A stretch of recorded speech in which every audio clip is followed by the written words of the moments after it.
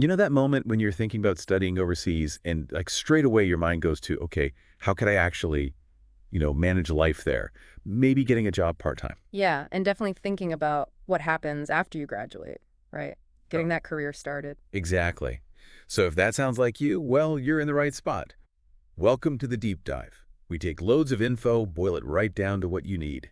Quick, engaging, hopefully useful. Precisely. Today, we're really digging into studying and working internationally. We've looked at university applications, the latest on post-grad work permits, studying in Europe, visa stuff, costs. Wow, quite a stack. Yeah, even things like which jobs are in demand. The goal is to give you a really clear picture of the options out there.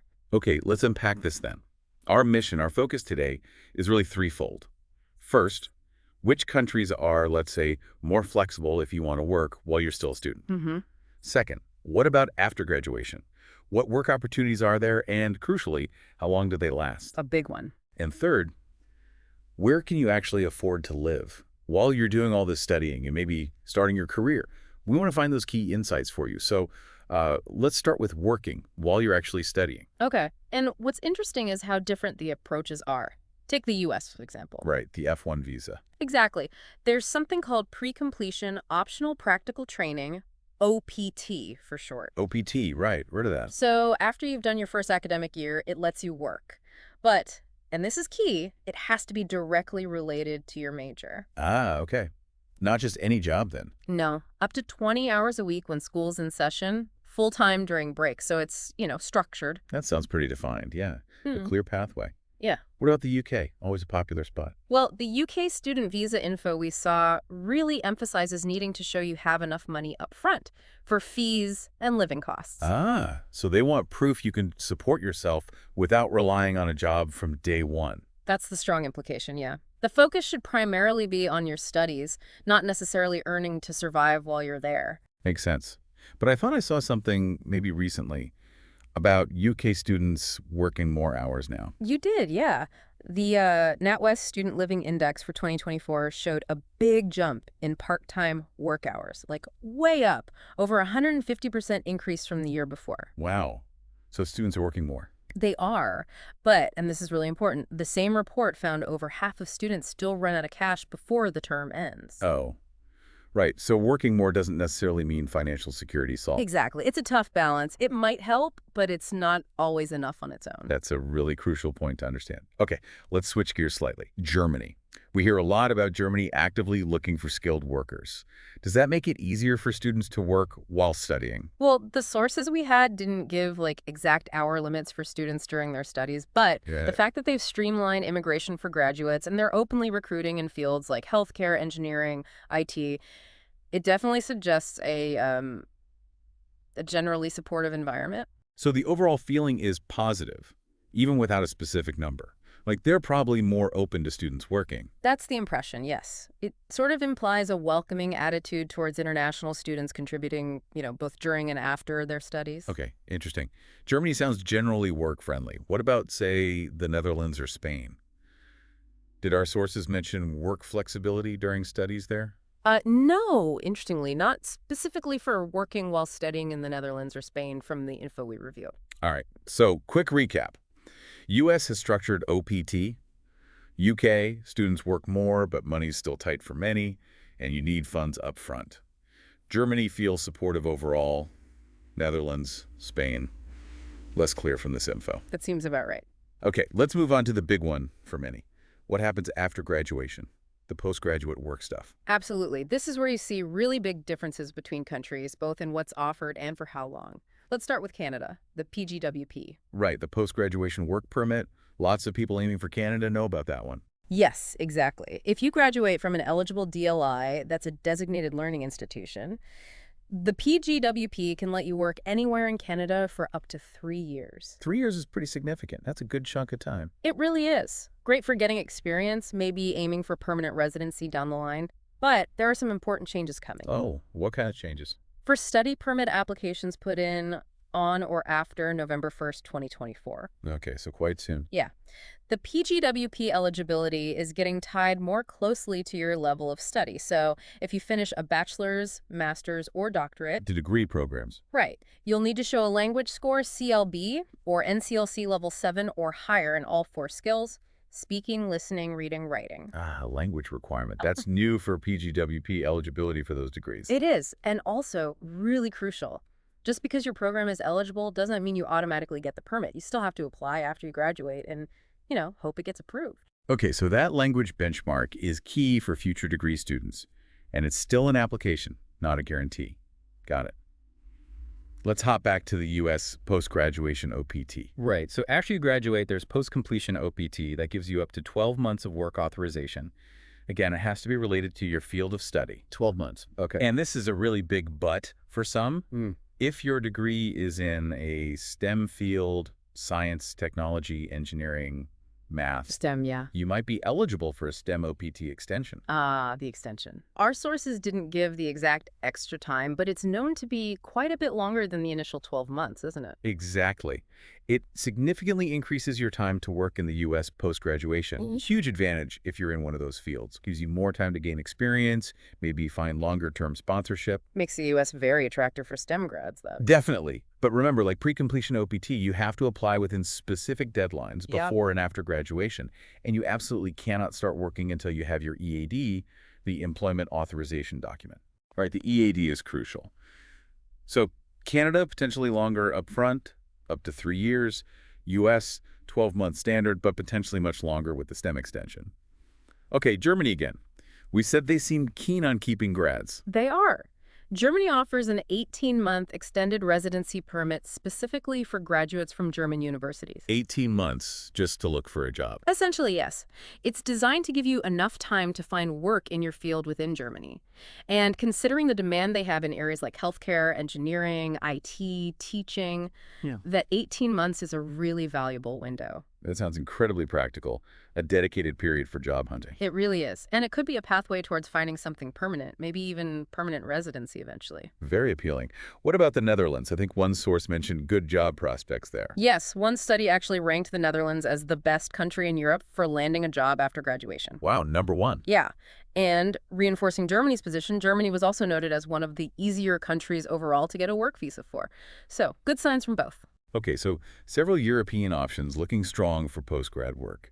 What's the UK picture after graduation? Well, the UK visa info mentions getting a biometric residence permit, a BRP, which proves your right to be there. Okay. Now, our sources didn't detail a specific graduate route with a set time frame like Canada's 3 years or Germany's 18 months, but the BRP implies post-grad work possibilities exist. So it's possible, just maybe less explicitly defined in duration in the materials we saw? That seems to be the case. And there was an analysis, I think, from the Institute of Student Employers. It suggested the graduate job market going into 2025 might be a bit tougher than maybe the last year or so, but still plenty of opportunities if you're persistent. Especially in certain fields. Exactly. Particularly health, education, social care, engineering, software development, and finance. Those sectors look promising. Good to know where the demand might be. And we mentioned Erasmus Mundus earlier.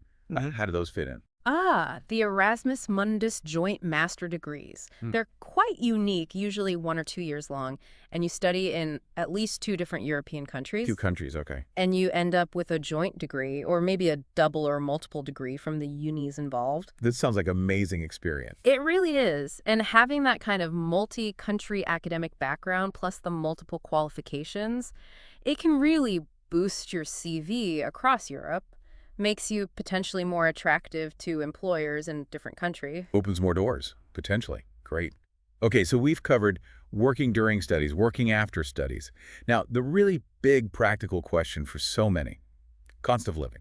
Studying abroad isn't cheap. Which countries are more budget-friendly? Right. And this is where several European countries really stand out. Germany, again, is a strong contender. Because of the low tuition? Partly, yes. Public universities often have 0 tuition fees or just very small administrative charges, even for international students. Wow, 0 tuition. That's huge. It is, and the estimated average monthly cost for a student is around 900 US dollars. That covers typical expenses. Accommodation might be, say, 300 to 570-ish a month, though obviously more in big cities like Munich or Berlin. $900 a month total average plus super low tuition.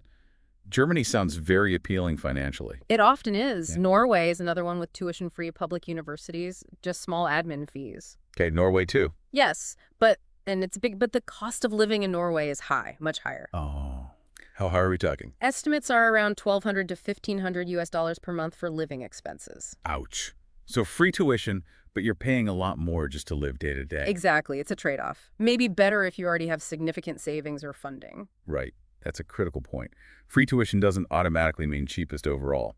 What about France? Good quality of life, culture. France is often seen as relatively budget-friendly, yeah. Yeah. So especially considering the lifestyle. Public universities there also have pretty low tuition compared to places like the US or UK. And living costs. Oh. Did we get a figure for France? Not a specific average monthly cost from our sources, but the lower tuition combined with its reputation suggests it's definitely a viable option for budget-conscious students.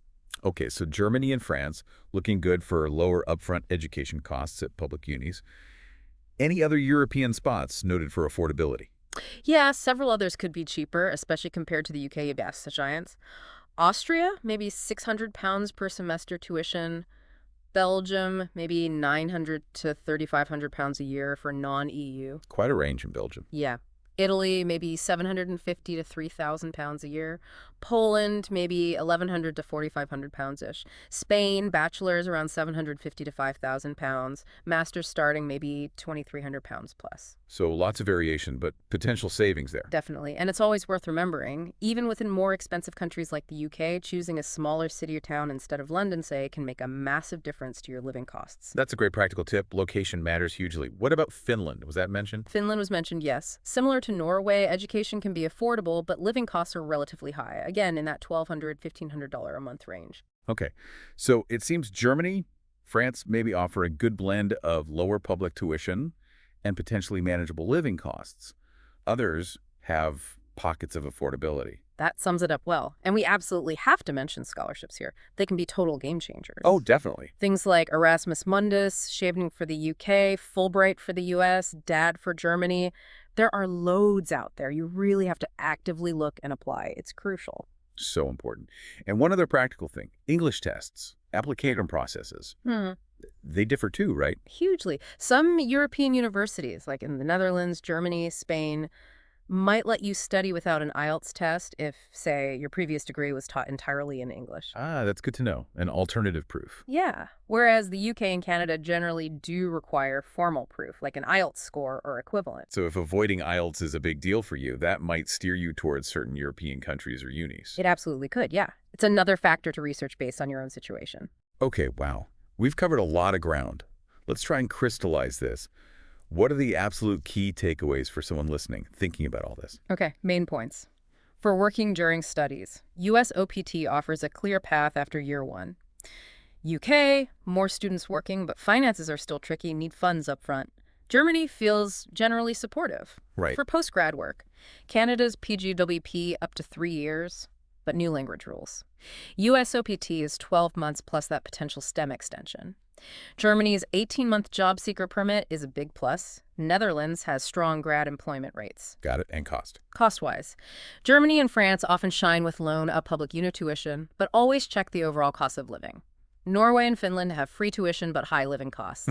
And scholarships. Don't forget scholarships. Crucial. Okay, so for you, the listener, as you're processing all this, maybe start thinking about your own priorities. Is working right away while you study the most important thing? Or is it really about how long you can stay and work after you graduate? How does the actual day-to-day cost of living fit into your budget, even if tuition seems low? And thinking about your field, where are the jobs you're aiming for actually in demand? Does that align with the countries you're considering? These are the big questions, aren't they? They really are. And maybe a final thought to leave you with. The next step is really to dig deeper yourself. Yeah. Look up the specific official visa requirements for the countries you're serious about. Go to the university websites, check their specific rules on student work for your program. and hit those scholarship databases hard based on your subject and nationality. Being informed is step one. Absolutely. It's the foundation for making a successful move to study and work internationally.